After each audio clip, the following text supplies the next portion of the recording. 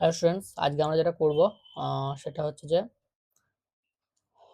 1D motion. ঠিক আছে, তো বেসিক ম্যাথামেটিক্স আগে ক্লাসগুলো যদি না দেখে থাকো তাহলে অবশ্যই দেখে এসো, তাহলে এখানে তোমার বুঝতে সুবিধা হবে। তো প্রথমেই আমরা একদম বেসিক থেকে শুরু করব। আমরা প্রথমে জানি যে রেস্ট এবং মোশন। রেস্ট মানে হচ্ছে কোনো অবজেক্ট তার ভেলোসিটি নেই, আর মোশন মানে তার হচ্ছে একটা ভেলোসিটি রয়েছে।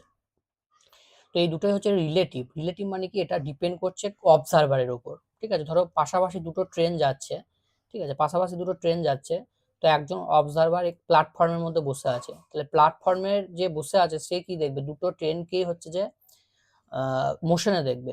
কিন্তু এদের স্পিড যদি সেম হয় এবং একই ডিরেকশনে হয়, তাহলে এই ট্রেনের মধ্যে বসে থাকা কোনো অবজারভার এই ট্রেনের মধ্যে বসে থাকা কোনো অবজারভারকে কি দেখবে, রেস্ট দেখবে। তাহলে কি করছে, ডিপেন্ড করছে কে দেখছে তার উপর, সেই জন্য এটাকে বলে ফ্রেম অফ রেফারেন্স। ঠিক আছে, তাহলে ফ্রেম অফ রেফারেন্সের উপর ডিপেন্ড করবে। তো ফ্রেম অফ রেফারেন্সে আমরা কনভেনশনালি এইটা নিই, এটা এই দিকটা আমরা এক্স নিই, ঠিক আছে, এই দিকটা আমরা ওয়াই নিই, আর এই দিকটা আমরা জেড নিই। ঠিক আছে, তাহলে 1D মোশন মানে যে কোনো একটা দিক বরাবর হবে, হয় এক্স অ্যাক্সিস বরাবর হবে, না হলে ওয়াই অ্যাক্সিস বরাবর হবে, না হলে হচ্ছে জেড অ্যাক্সিস বরাবর হবে। এবং 1D মোশন হচ্ছে অলওয়েজ স্ট্রেট লাইন মোশন, এটা কিন্তু কখনো কার্ভড মোশন হতে পারে না, কারণ কার্ভড হলেই তার মিনিমাম দুটো ডাইমেনশন চলে আসবে। এরপরে আমরা জানবো ডিস্টেন্স আর ডিসপ্লেসমেন্ট। ডিস্টেন্স আর হচ্ছে ডিসপ্লেসমেন্ট। আচ্ছা, তো ডিস্টেন্স হচ্ছে, আমরা জানি ডিস্টেন্স হচ্ছে স্কেলার, আর ডিসপ্লেসমেন্ট হচ্ছে ভেক্টর। তাহলে ধরো আমি একটা নিউমেরিক্যালস বলছি যে এ থেকে স্টার্ট করে একজন ম্যান হচ্ছে এ থেকে বিতে গেল এবং সেখান থেকে বি থেকে সিতে গেল, এটা সি পয়েন্ট। তাহলে আমি তোমাকে জিজ্ঞাসা করলাম যে এখানে ডিসপ্লেসমেন্ট এবং তার হচ্ছে ডিস্টেন্স কত। ঠিক আছে, এ থেকে বি এটা আমি বলে দিলাম ধরো 3 কিলোমিটার, আর বি থেকে সি এটা আমি বলে দিলাম 4 কিলোমিটার। তাহলে ডিস্টেন্স বের করা খুব সহজ। ডিস্টেন্স এই গেছে 3 কিলোমিটার আর এই গেছে 4 কিলোমিটার, তাহলে ডিস্টেন্সটা হয়ে যাবে আমার 3 + 4, তার মানে হচ্ছে 7 কিলোমিটার। আর ডিসপ্লেসমেন্ট ডিপেন্ড করবে ইনিশিয়াল অ্যান্ড ফাইনাল পয়েন্টটাকে আগে খুঁজে বের করবে। তাহলে এখান থেকে স্টার্ট করেছে, এইখানে এসেছে, এবার এই দুটো পয়েন্টকে তুমি স্ট্রেট লাইন দিয়ে অ্যাড করে দাও। ঠিক আছে, এই দুটো পয়েন্টকে তুমি স্ট্রেট লাইন দিয়ে অ্যাড করে দাও। আচ্ছা, এটা স্ট্রেট লাইনটা একটু হয়ে গেল, ধরো এরকম, এটাকে স্ট্রেট লাইন দিয়ে যদি আমরা অ্যাড করে দিই, তাহলে এই স্ট্রেট লাইনটা দেবে আমার ডিসপ্লেসমেন্ট। তাহলে এইটা যদি এইটা যদি বেস হয়, এটা যদি হাইট হয়, তাহলে এই হাইপোটা কত হবে, হাইপোটা হবে √3² + 4², তার মানে হচ্ছে 5 কিলোমিটার। তাহলে ডিসপ্লেসমেন্টটা তোমার এক্ষেত্রে হয়ে যাবে 5 কিলোমিটার। তাহলে আমরা বলতে পারি যে ডিসপ্লেসমেন্ট ইজ দ্য ডিস্টেন্স বা শর্টেস্ট ডিস্টেন্স বিটুইন 2 পয়েন্টস। ঠিক আছে, তাহলে এটা হচ্ছে শর্টেস্ট ডিস্টেন্স বিটুইন 2 পয়েন্টস। ঠিক আছে, এবার ধরো আমি একটা বলছি যে এ আর বি দুটো পয়েন্ট রয়েছে, একজন এরকম স্ট্রেট পাথে গেল এ থেকে বিতে, একজন এরকম করে গেল, আর একজন এই রকম করে গেল। তাহলে এটা 1 নাম্বার পাথ ধরো, এটা 2 নাম্বার পাথ ধরো, এটা 3 নাম্বার পাথ। তাহলে এক্ষেত্রে প্রত্যেকটা ক্ষেত্রে ডিস্টেন্স সেম হবে না আলাদা হবে? ডিস্টেন্স দেখো অবশ্যই ডিফারেন্ট হবে, কেননা এই ডিস্টেন্স মানে এইখান থেকে এইটা তোমাকে পুরোটা মেজার করতে হবে, আবার ডিস্টেন্স মানে এটা মেজার করতে হবে, আবার এটাও তোমাকে মেজার করতে হবে, তাহলে এই তিনটে নিশ্চয়ই কখনো একই হবে না, তাহলে এই ক্ষেত্রে ডিস্টেন্সটা ডিফারেন্ট। বাট যদি আমরা ডিসপ্লেসমেন্ট দেখি, তাহলে ডিসপ্লেসমেন্ট কিন্তু initial point and final point এই দুটোর মধ্যে আমি কি বলেছি, শর্টেস্ট ডিস্টেন্স। তাহলে শর্টেস্ট ডিস্টেন্স হতে গেলে এটাকে স্ট্রেট লাইন দিয়ে অ্যাড করতে হবে। তাহলে প্রত্যেক ক্ষেত্রে এই পাথে যাক বা এই পাথে যাক বা এই পাথে যাক, প্রত্যেক ক্ষেত্রে ডিসপ্লেসমেন্ট কিন্তু সেম হবে, ডিসপ্লেসমেন্ট সেম হবে। তাহলে displacement does not depend on path, does not depend on the path. তাহলে এটা ডিপেন্ড করে কার উপর? ডিপেন্ড করে initial and final points. Final points, ঠিক আছে?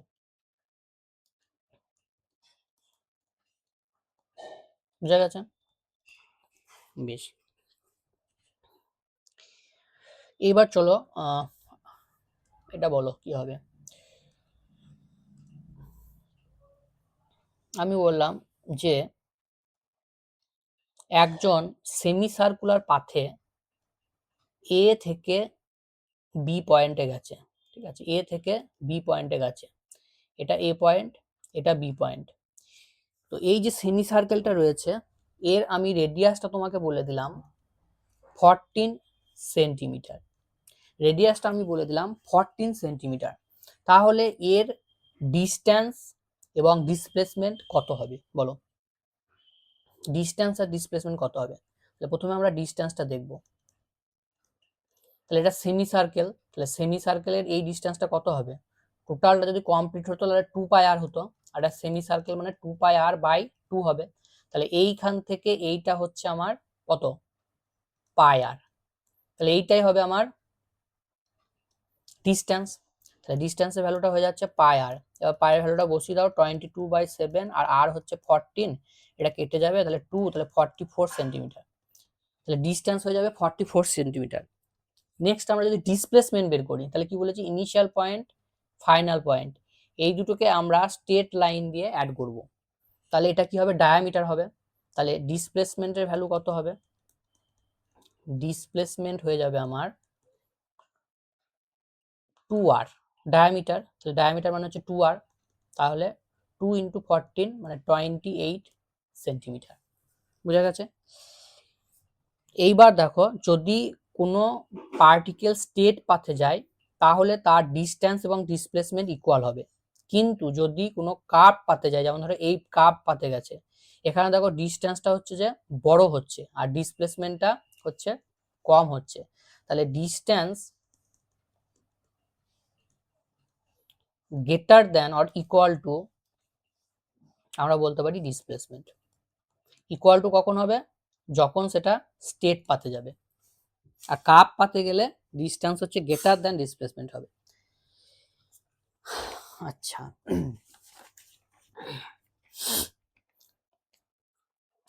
নেক্সট আমরা যাব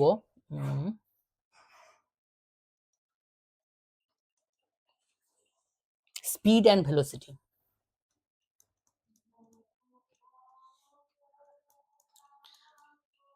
স্পিড অ্যান্ড ভেলোসিটি, তো স্পিডটা হচ্ছে স্কেলার কোয়ান্টিটি আর ভেলোসিটিটা হচ্ছে যে ভেক্টর কোয়ান্টিটি। এবার স্পিড সমান আমরা বলতে পারি ডিস্টেন্স বাই টাইম, আর ভেলোসিটি ইকুয়ালস টু আমরা বলতে পারি, ভেলোসিটি সমান বলতে পারি ডিসপ্লেসমেন্ট বাই টাইম। বুঝা গেছে? বেশ, এবার ইউনিট কি হবে? স্পিডের ইউনিট হয়ে যাবে ডিস্টেন্স মানে মিটার পার সেকেন্ড, এটার ইউনিট হবে মিটার পার সেকেন্ড, ডাইমেনশন হবে এল টি টু দি পাওয়ার -1, এটার ডাইমেনশন হবে এল টি টু দি পাওয়ার -1। এইবার যদি 1 মিনিট,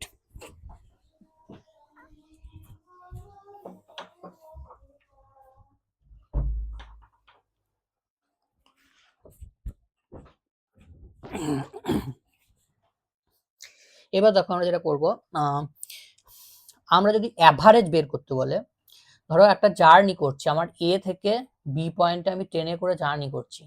তো ট্রেনে করে জার্নি করলে কি হবে? কখনো স্পিডটা বাড়বে, কখনো ইনক্রিজ করবে, কখনো ডিক্রিজ করবে, ঠিক আছে? তাহলে স্পিডটা হচ্ছে যে ইউনিফর্ম নয়, মানে সব জায়গায় সেম ভ্যালু নয়, ডিফারেন্ট ভ্যালু আছে। তো এই ধরনের কেসে আমরা কি করি? অ্যাভারেজ স্পিড বের করি। তো অ্যাভারেজ স্পিডের ফর্মুলা মনে রাখবে, total distance by total time. একই রকম ভাবে যখন আমরা অ্যাভারেজ ভেলোসিটি বলবো তখন হয়ে যাবে total displacement by total time. বেশ, এইবার ইনস্ট্যান্টেনিয়াস ভেলোসিটি যদি আমরা বলি, ইনস্ট্যান্টেনিয়াস মানে কি? যে কোনো একটা ইনস্ট্যান্টে। আমি তোমাকে জিজ্ঞাসা করলাম, ধরো ট্রেনের সকাল 7টায় মানে 7 AM এ ট্রেনটার স্পিড এক্স্যাক্টলি কত ছিল, তখন তোমাকে যেটা বলতে হবে ইনস্ট্যান্টেনিয়াস ভেলোসিটি। তো ইনস্ট্যান্টেনিয়াস ভেলোসিটির ক্ষেত্রে আমরা ভেলোসিটি ইকুয়ালস টু লিখবো dr, বা এখানে এস দিয়ে লিখছি আমরা, ds বাই dt। ঠিক আছে, এটা হচ্ছে ইনস্ট্যান্ট ভেলোসিটির ফর্মুলা। তো এসটা কি, এসটা হচ্ছে ডিসপ্লেসমেন্ট। ডিসপ্লেসমেন্টকে যদি টাইমের রেসপেক্টে আমরা ডেরিভেটিভ করি তাহলে আমরা ইনস্ট্যান্টেনিয়াস ভেলোসিটি পেয়ে যাব। বোঝা গেছে? একইভাবে ইনস্ট্যান্টেনিয়াস স্পিড বললে আমরা ডিস্টেন্সকে হচ্ছে ডেরিভেটিভ করব। ঠিক আছে, ডিস্টেন্সকে আমরা ডেরিভেটিভ করব। এখানে আমরা ডিস্টেন্সের মাথায় জাস্ট সাইনটা ভেক্টরে দিলাম না, তাহলে এটা হচ্ছে ডিস্টেন্স আর এটা হচ্ছে ডিসপ্লেসমেন্ট।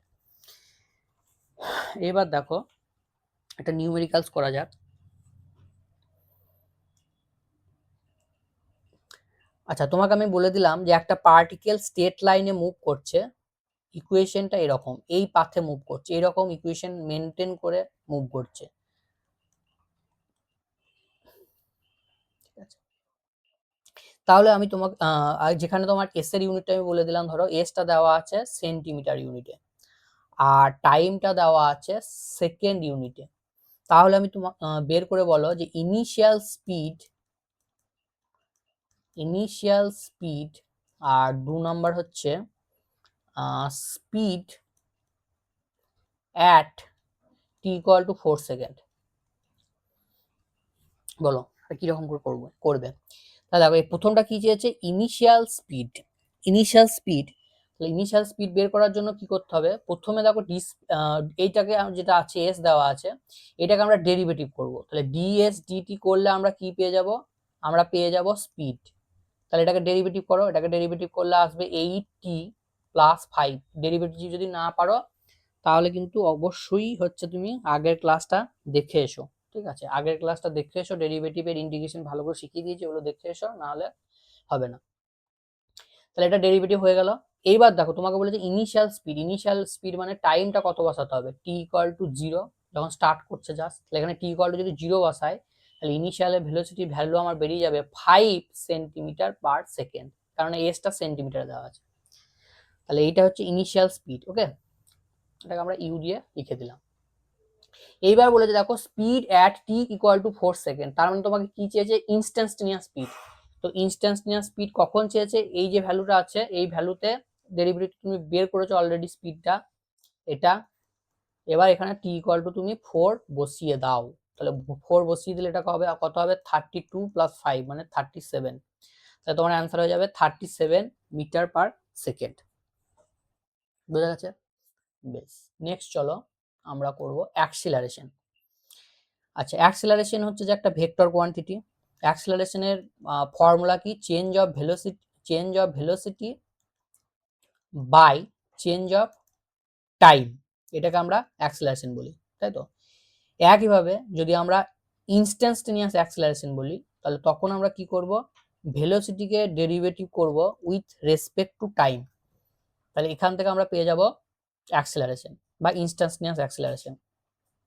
এইটার আর একটা ফর্মুলা হতে পারে, সেটা হচ্ছে যে V DV DS, V V DV DS, এটাও আসবে। এই দুটো ফর্মুলাই হবে। ঠিক আছে, এবার এই ফর্মুলাটা কি করে আসছে, সেটা দেখি এখান থেকে। দেখো এইটা ডিএস এর রেসপেক্টে যদি ডেরিভেটিভ করি তাহলে এই ডিএসটা দেখো আমি নিচেতে নিয়েছি, তাহলে এটাকে ক্যান্সেল করতে হবে, কারণ এখানে তো ডিএস নেই। তাহলে উপরে একটা ডিএস দিয়ে দিলাম, তাহলে আমি এরকম করে দেখতে পারি আমরা যে ডিএস কেটে যাবে, আর এখানে হচ্ছে যে আমি একটা ডিটি নিয়ে নিলাম। তাহলে এই জিনিসটাকে এইভাবে লেখা যেতে পারে, ডিএস যদি কেটে যায় তাহলে ডিভি বাই ডিটি পড়ে থাকছে, এটাই তো ডিভি বাই ডিটি আছে। এইবার দেখো এই জিনিসটা তুমি জানো, এই জিনিসটা কি ভি, তাহলে এখানে আমরা লিখে দিতে পারি ভি ডিভি ডিএস। তাহলে এই ফর্মুলাটা তখন ইউজ করব যদি টাইম দেওয়া থাকে, আর যদি ডিসপ্লেসমেন্ট দেওয়া থাকে তখন আমরা এই ফর্মুলাটাকে ইউজ করব। বোঝা গেছে? আচ্ছা, এবার যদি ইকুয়েশনে ধরো আমি যে আগের ইকুয়েশনটা দিলাম, S equals to 4t² plus 5t minus 6, এই যে ইকুয়েশনটা ছিল এইটার যদি আমি তোমাকে অ্যাক্সেলারেশন বের করতে বলি বা ইনস্ট্যান্টানিয়াস অ্যাক্সেলারেশন বের করতে বললাম, ধরো t = 2 সেকেন্ডে, তাহলে তুমি এটাকে কি করবে, প্রথমে এটাকে ভেলোসিটিটাকে বের করবে। ভেলোসিটিটাকে বের করতে গেলে এটাকে প্রথমে ডেরিভেটিভ করবে। ডেরিভেটিভ করলে 8t + 5 এসেছিল। তারপর অ্যাক্সেলারেশন মানে এটাকে ভিটাকে আবার ডেরিভেটিভ করতে হবে উইথ রেসপেক্ট টু টাইম। তাহলে এটা টাইমটা রেসপেক্ট ডেরিভেটিভ করলে কত হবে 8, তাহলে 8 সেন্টিমিটার/সেকেন্ড স্কয়ার। এইটা হবে অ্যাক্সেলারেশনের ভ্যালু। আচ্ছা এখানে ইউনিটটা সেন্টিমিটার দেওয়া ছিল সেজন্য সেন্টিমিটার লিখেছি।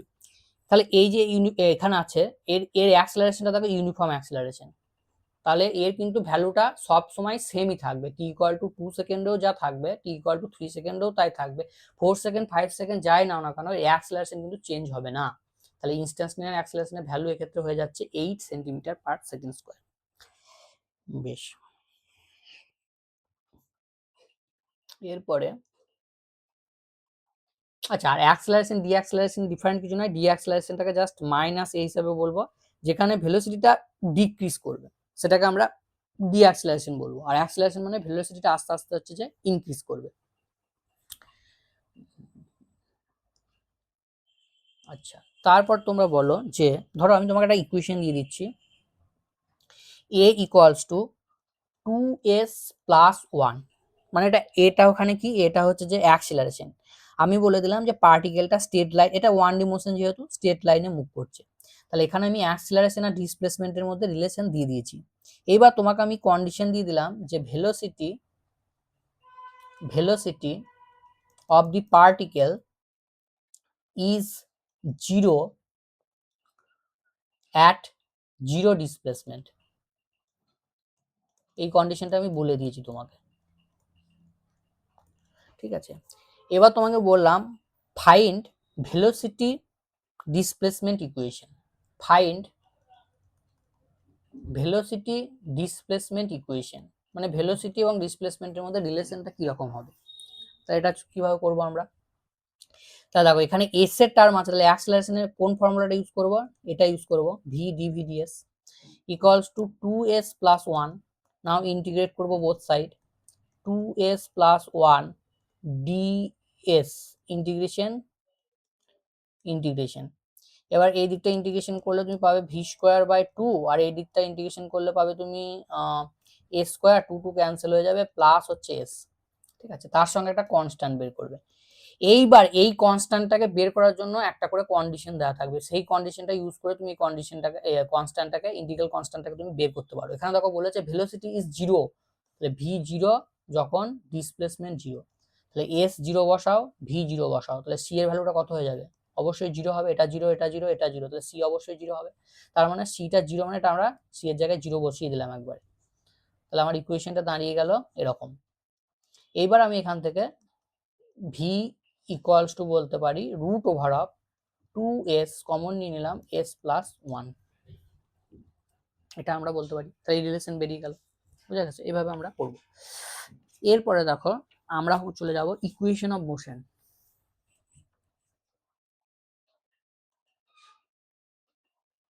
আচ্ছা চলো ইকুয়েশন অফ মোশনটা আলাদা ক্লাসে পড়িয়ে দেবো, ঠিক আছে, আজকে এতটা বন্ধু থাক।